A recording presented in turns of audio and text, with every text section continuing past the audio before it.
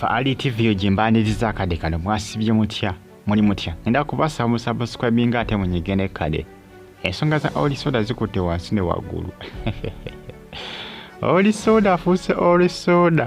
oli soda bantu bangi babadde nga bagamba nti Pastor Bugingo nti obuntu obagamba nti abakuba abantu nti abazaago omukisa nti ababatiza nti ababatiza soda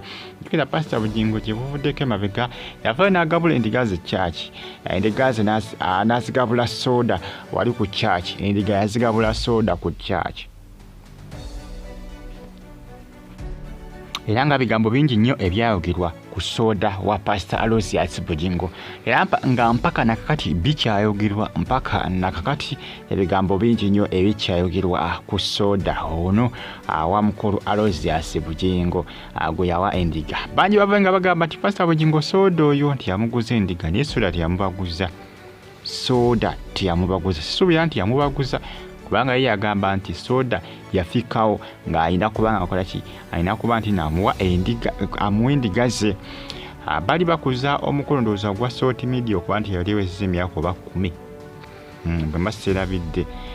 soda n'asigalawo n'akola ki n'amubawa n'ebingi ebyogerwa nti soda amutunda emitwalo 5 baneeta mutunda soda asinga bawakanya bagamba nti obuntu obwabafuuyira obwo mu ngalo abamu bagamba nedda obusi butuufu nti oyo soda nti gwatabulatabula n'akola ki n'amuteeka mu kantu ako akakebe ka sipule nti n'agamba nti abakuba amazzi ga mukisa era ndowooza olengera minisita Balamu nga bali mu kumubatiza naye bamukuba amazzi ag'omukisa abasinga bagamba nti ago si mazzi oyo soda oyo oli soda ninga ensonga zeezo munnange ye mukulu Bugingo yagamba nti aboogere yagamba nti tafuddeeyo Pastor Bugingo baba guno omwaka gwo tegumutambulidde kiriya ensimbi za Pentagon zabiddwa obukadde 61 eyabubbi bakyamuyiga mpaka dakati nga akyabuze n'abagambye nti ebiseera ebisinga kati abantu bwe batyo ayinza n'okuba yafulumye edda Uganda nga yagenze ebiseera ebisinga munnange oyinza okukozesa abantu oyinza okuba nga okozesa abantu oba awantu wonna naye ebiseera ebisinga abantu bakyuka ku ssente kubanga omwami oyo kiraga aluddewo ng'ali kakiiko akakuŋŋaanya ensimbi eza Pentagon aluddewo era Pastor Bugingo abadde amwesiga nnyo naye ebiseera ebisinga ensimbi zikyusa abantu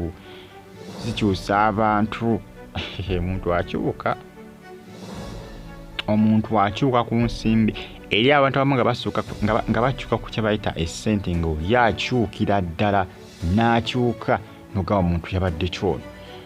omuntu wange yabadde kikumbe ensimbi mwami nsimbi ng'ametedde okuba ng'akyuka kati Pastor Bugingo yeebuuza agenda kumukunulawa agenda kumugjawa ne Uganda eno nirwa kuba Uganda oluusi bayinza okukuwenja ne bakufuna naye bw'ofuluma Uganda kale omuntu ng'akubbye kalugeze nga Pastor Bugingo nga omuntu amubbye muno mu Uganda asoogezagezako n'amufuna naye wafuluma Uganda kiba kizibu naye n'ab'ebyokwerinda oluusi batabulwa banoonya engeri gye bayinza okuba nga bamutulakingamu okumufuna nga tebalina ensonga zeezo. Pastor Bugingo agamba nti Pentagon yakuzimbibwa yagamba nti tatundangako soda mitwalo 5 omuntu gwe nabulya gwe bagambye yatundanga omukyere mitwalo 5 yali Pastor Kakande gwali mu Lwera bali bagusimba oba mu Lwera sikakasaba Pastor Bugingo abantu yabaguzizaako soda emitwalo 5 kubanza kyenzijjukira kiri kyemu kyokka soda yamubawa buwi buno busoda buno bwa plastic buno bumirinda fulute mirinda orange obwa plastic obwo oba 10 ndowooza oba n'oba 15 obwo tukira yabawanga bubi mpoziko nga bali abamu babaguza buguza ninzi kyenzijjukira yamubawanga bubi information ya training abweto bwe yakati zimanyi information ya training eraga ngali yambaguzanga ati information echeyo tani mitwalo 5 ate mbuka n'akantu ka sipule bwate mulimu soda simanga bamutuma oli soda gwafukirira abantu era nti agala ecupa gikuguza mitwalo 5 ecupa namba nogera n'onaava n'ofuna emikisa egitabangawo. Mbonogera n'ofuna emikisa egitabangawo. Kugambye bigambo bingi nnyo ebyogerwa